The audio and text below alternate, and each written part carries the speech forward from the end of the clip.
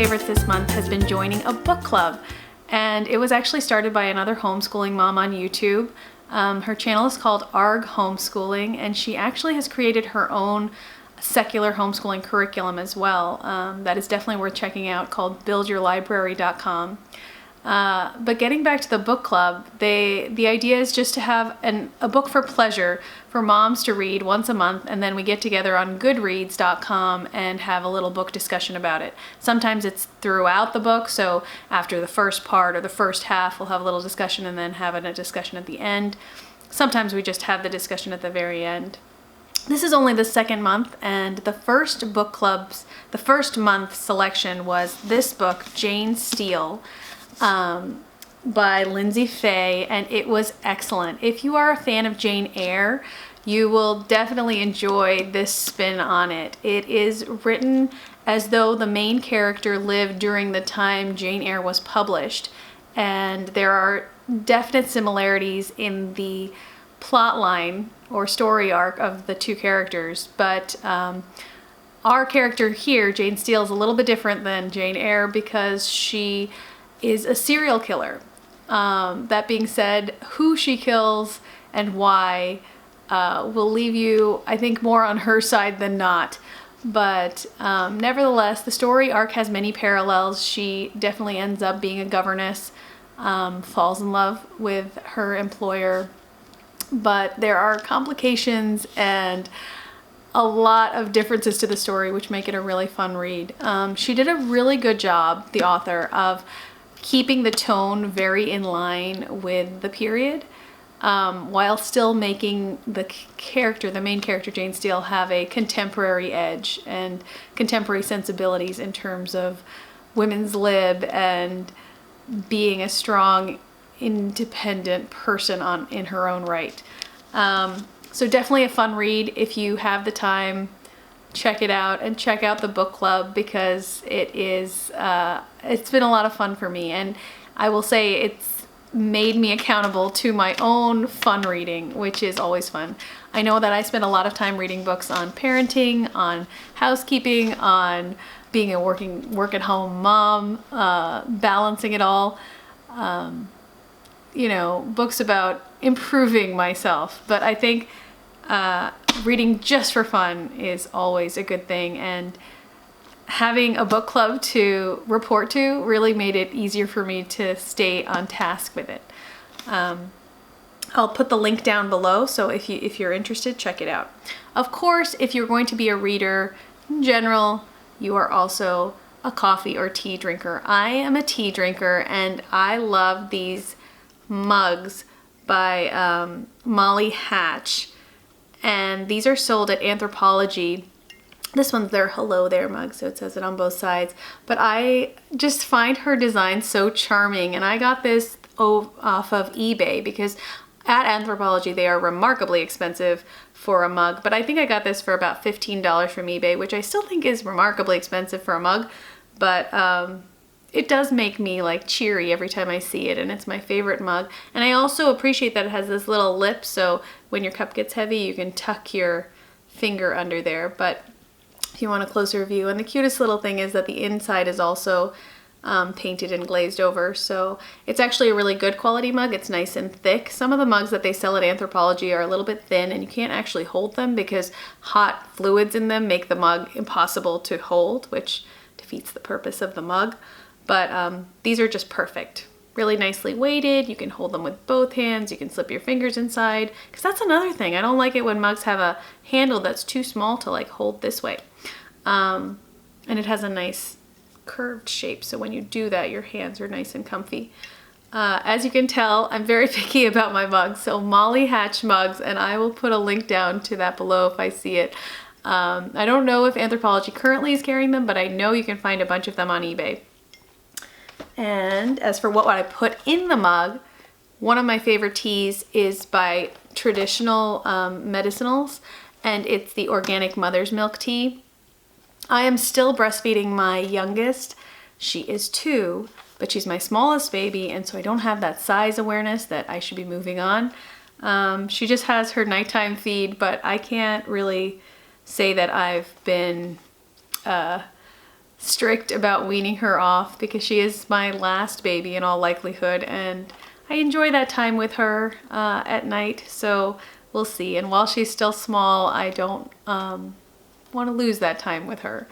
So third babies often, you know, get lost in the noise and the shuffle somehow. They miss out on like the individual time with their mom. I think that the first one and the second one have. So I enjoy that time. But yeah, this is by Traditional Medicinals. It's the Mother's Milk Tea. I dislike the Mother's Milk Tea that does not come with the cardamom. So if you decide to try this out, try it out the version with cardamom because it's much, much tastier.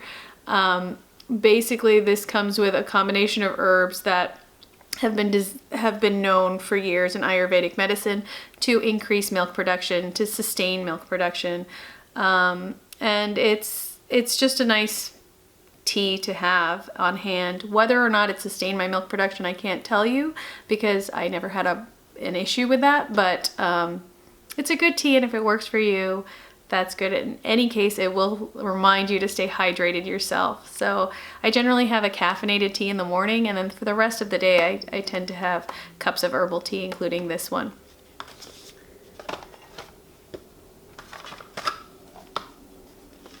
Another one of my favorites for this month has been for a long time, CeraVe facial moisturizers. I try expensive moisturizers. I definitely enjoy trying them out, but the ones that I have been loyal to for years are the CeraVe facial moisturizers. The daytime moisturizer, which has SPF 30, and dermatologists currently recommend no less than an SPF 30 for daily wear. And if you are wearing a moisturizer with SPF 15 or 18 or 19, they really aren't very effective. I suggest you get a moisturizer or separate sunscreen that is at least 30 or above.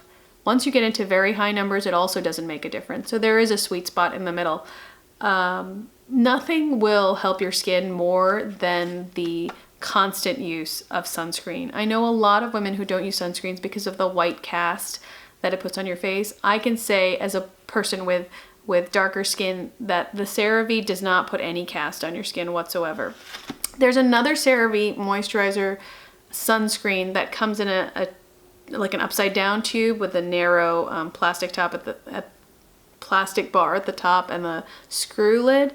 I don't like that one. I think that definitely creates a white kind of zinky cast. This one comes with chemical and physical sunscreens. So if you have a reaction to chemical sunscreens, I might not use this. I do not. I have sensitive skin, but this does not bother me at all. And basically I just put it on right after I wash my face. I put a couple drops of facial oil on, and then I'll put this on. And that's what I use most days. I don't generally use foundation unless I'm going to a wedding or a fancy schmancy work party. This is their night cream. So both boxes look like this. They're a thin rectangular box. They're both pump bottles, which is nice because you have less oxygen exposure to the cream and it lasts longer, the active ingredients.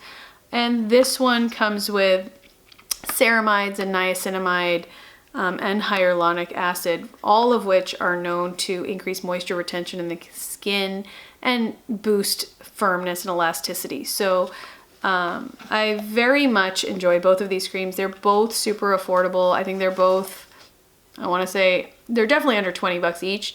I want to say they're around $15 at CVS. And you can get coupons for them, like buy one, get one half off. And I would stay on the lookout for those. But yeah, if you're looking for a good daytime, nighttime combination, I can definitely recommend these. I've been using them for years with no reaction and really good results, I feel. And last but not least, my favorite thing for the month for moms is a news little tidbit, and it's a way of getting your news in a easily digestible format that doesn't occupy your day or unnecessarily upset you. And it's theskim.com. I'll put the link down below, but it's a way of getting your news in little bites, little easily digestible bites. They send you a daily email and they try to make it amusing. There's little word puns and, you know, it's very cleverly written. And basically they'll give you tiny summaries of the major news of the previous day. And if you want to know more, there are hyperlinks that you can click on to lead you to articles with more information. But in general, it's a one-page email that'll give you a rundown of what's going on. If you just need coffee, like something to discuss over coffee with a friend, you'll get the gist of what's going on. If you want to learn more in depth, you can. But you can decide what and when you want to, or when and what you want to see. I know that post-election there's been a lot of emotions on both sides, and if you want to take a break from, for example, your Facebook feed and other news outlets that kind of bombard you, the skim is a really good idea. You can just kind of, literally what it says, skim over the events of the day, look into what you want to look into, and let the rest wash over you, so that you can go on about your day with a cheerful heart. As always, thank you so much for watching. I hope this was helpful to you. If you liked this type of video, please hit the thumbs up below and don't forget to subscribe. Thanks so much.